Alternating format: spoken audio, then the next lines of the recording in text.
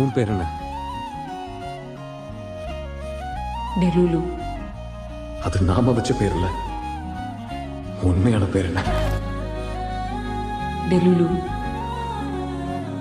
means delusion, means Maya. Maya Matthew. யார் பழியோ யார் பிழையோ யார் வச்சா கண்மொழியோ நான் கேட்ட கேள்விக்கு நீ மட்டும் தான் விடையோ என்னாகும் என் விதியோ என்னாகும் என் விதியோ என்னாகும் அவ லவ் பண்ண பையன் நீங்க தானா?